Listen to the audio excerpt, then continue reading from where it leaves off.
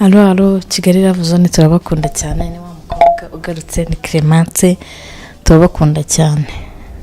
Tugiye kuganira ku kiganiro cyiza cyo kubaka urugo, cyo kurongora umugore wawe cyangwa kumuswera, wabyita uko bishaka.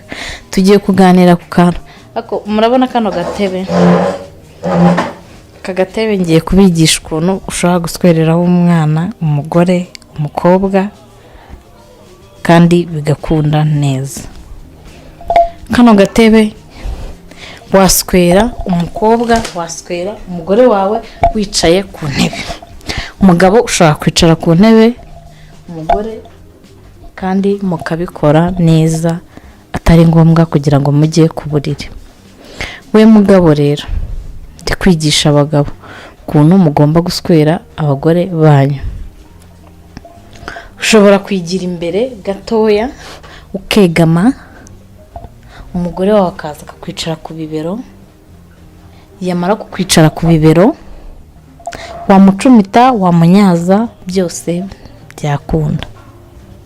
Cyangwa se ushobora kuba wicaye ku gatebe, positeri ya kabiri, ushobora kuba wicaye ku gatebe, wamara kwicara ku gatebe, hanyuma wamara kwicara ku gatebe ukongera ukigira inyuma, ugacumita umugore wawe aguteye umugongo. Byose byashoboka. Rero hari abantu mujya mwibaza cyangwa se mugatekereza ngo turamutse twinjiye ahantu hari intebe cyangwa se ameza, ese twarongorana cyangwa se twabona ko dukora imibonano? Ntabwo gukora imibonano mpuzabitsina ari ukuryama ku buriri gusa. Gukora imibonano mpuzabitsina mwabikora munahagaze,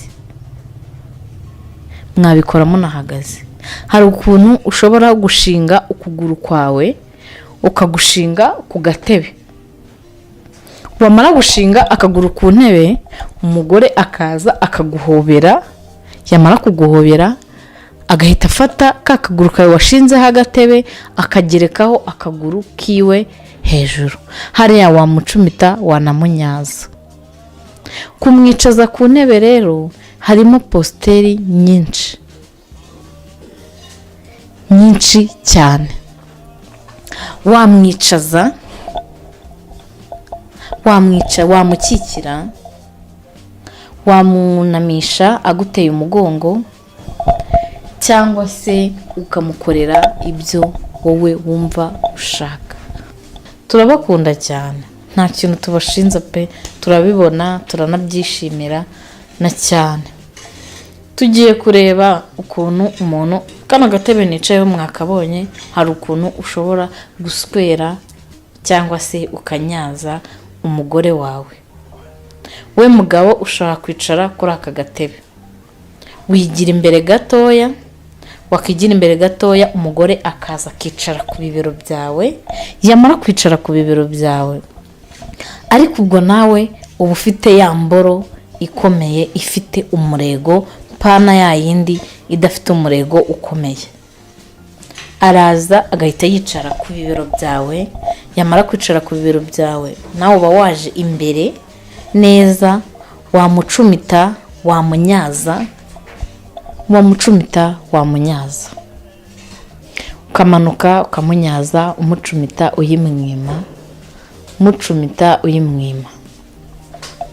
Iyo ni iya mbere, kukwicara ku bibero.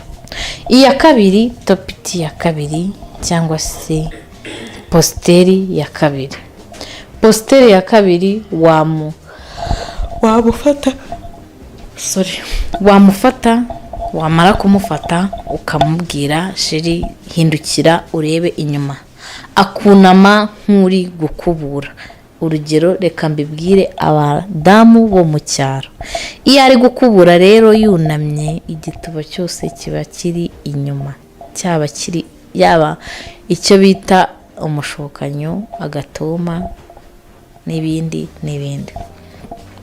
Iyo wunamye rero hari ukuntu wunama umeze nk'uri gukubura cyangwa se nk'uri kumesa cyangwa se nk'uri gutera intabire, abantu mutuye mu cyaro murabizi.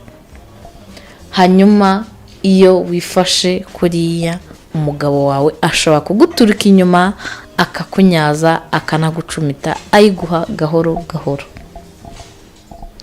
Imishino akayikozaho, rugongo agakozaho, agacumita, akamanura, akazamura, agatambika, akabikora byose.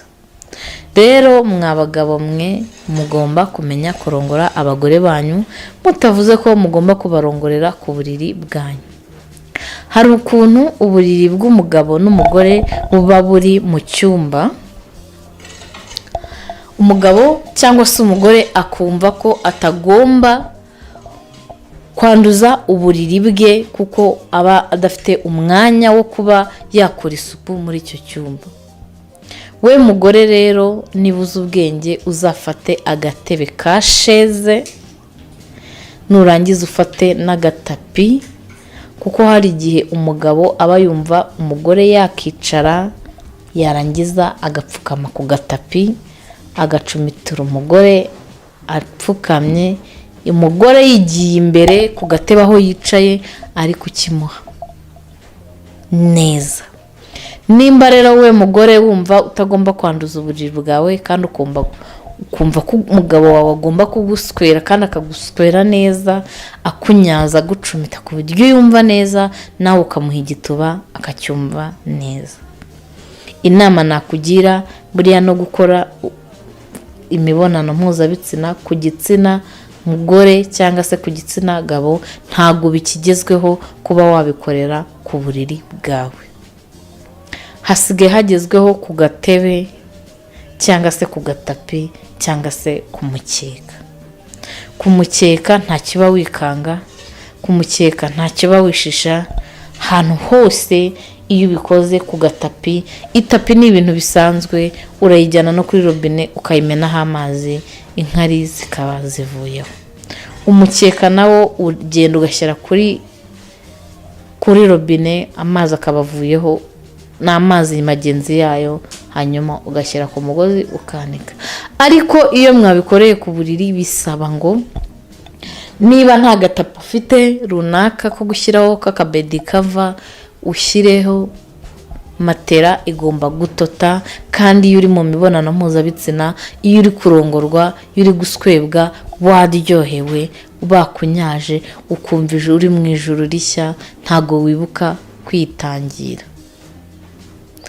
Rero ndabamenyesha ko mugomba kumenya cyangwa se kwakira uko mugomba kujya mukora imibonano mpuzabitsina, mukishimisha cyangwa mugashimisha abagabo banyu, namwe mukishimisha. Nimba ukora ugumva wowe gukora sexe uryamye ari byo bikuryohera, wafata umwanya ukajya mu isoko ukagura agatapi, turahari twiza, ukajya ukora imibonano mpuzabitsina yawe n'umugabo, mugaswerana, mukanyazanya, kari place yo hagati no hagati n'igitanda, mugaswerana, mukanyazanya. Mwamara kubikora, ka gatapi ukagakuraho, kakajyana muri dushe, ukagahanagura, ukakagarura, ukakazinga, ukakabika mu cyumba iwawe, yaba garderobe, yaba varize, yewe yaba n'igishashi cyangwa se n'amari, biterwa n'ubushobozi bw'umuntu uko abika. Ushobora kuba newe n'ibyo byose ntabyo gira umanika imyenda ku misumari, ariko niba ufite n'igitanda wagashyira no munsi y'igitanda cyangwa se munsi ya matera utagira igitanda. Ni uburyo bworoshye bwo kuproteza matera yawe kugira ngo imare iminsi, kuko hari igihe ubuzima cyangwa se aho butujyana bitagenda neza. Hari igihe ubushobozi buba butameze neza, kuko ejo cyangwa ejo bundi ukumva ko ugomba kwiteganyiriza iyo matera utazayibona.